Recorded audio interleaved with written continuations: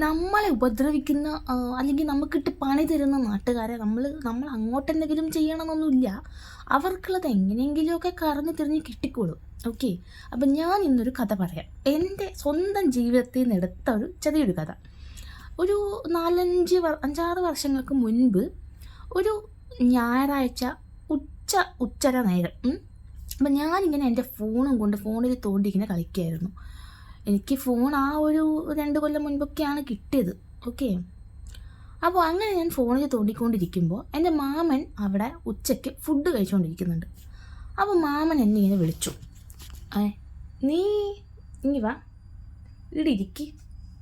മാമൻ ഇങ്ങനെ വിളിക്കുമ്പോൾ തന്നെ എനിക്ക് ശരിക്കും പേടിയാണ് കേട്ടോ. എന്തെങ്കിലും എൻ്റെ കുരുത്തക്കേടുകൾ പൊക്കിയിട്ടേ മാമൻ ഇങ്ങനെ വിളിക്കുള്ളൂ.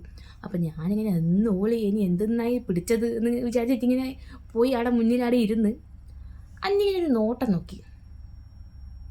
എന്നിട്ട് ചോദിച്ച്, നീ കഴിഞ്ഞതിൻ്റെ മുന്നത്തയച്ച കൗസർ കോംപ്ലക്സ് പോയില്ല? ഞാനിങ്ങനെ ബ്ലിങ്ക ചെയ്ത് അതെപ്പോഴീ പോയത് എന്നുള്ള രീതിയിൽ ഇങ്ങനെ നോക്കി. കഴിഞ്ഞതിൻ്റെ മുന്നത്തയച്ച. അപ്പം ഞാനിങ്ങനെ എന്നിട്ടും ആലോചിച്ചെടുത്ത് ഞാൻ പറഞ്ഞു, ഞാൻ പോയിനി. എന്തിനാ പോയിനി? ഞാൻ പറഞ്ഞ എൻ്റെ ഫോണിൻ്റെ ഡിസ്പ്ലേ നന്നാക്കാൻ വേണ്ടിയിട്ട് പോയിനി. നീ ആരെ കൂടെയാണ് പോയിനി? ഞാൻ പറഞ്ഞു, ഞാൻ കണ്ണൻ്റെ കൂടെ. ഈ കണ്ണെന്ന് പറയുന്നത് എൻ്റെ കസിനാണ്. എൻ്റെ അനിയൻ്റെ പ്രായമേ ഉള്ളൂ. കസിൻ എന്ന് വെച്ചാൽ എൻ്റെ അച്ഛൻ്റെ ഏട്ടൻ്റെ മോൻ. അപ്പോൾ ഇവൻ്റെ കൂടെ ഞാൻ പോയതാണ്.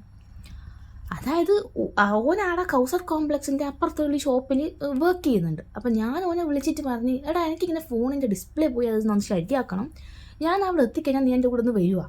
അപ്പോൾ ഓൻ പറഞ്ഞ്, അമ്മുക്കുട്ടി നിങ്ങൾ അവിടെ എത്തി, ഞാൻ വരാം. എന്നെ അമ്മുക്കുട്ടി തന്നിട്ട് വിളിക്കുക പിള്ളേരെല്ലാം.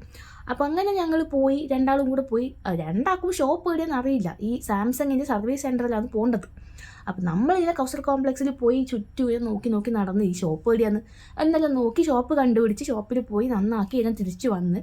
അതാണ് കഥ. അപ്പോൾ കൗസർ കോംപ്ലക്സിൽ വർക്ക് ചെയ്ത എൻ്റെ നാട്ടിലുള്ളൊരു ചെക്കൻ അപ്പം തന്നെ വിളിച്ച് പറഞ്ഞ്, വൈജി ചേട്ടാ ഇങ്ങനെ അമൃതേനൊരു ചെക്കൻ്റെ കൂടെ കാണുന്നുണ്ട് കേട്ടാ, കിട്ടിയില്ലേ ചെക്കൻ്റെ ഒരു കോള്. അപ്പം അങ്ങനെ വിളിച്ച് പറഞ്ഞിട്ടുണ്ട്. ഇതാരാന്ന് വിളിച്ചതെന്നല്ല എനിക്ക് മനസ്സിലായിനി, പക്ഷെ ഞാനിപ്പോൾ പറയുന്നില്ല.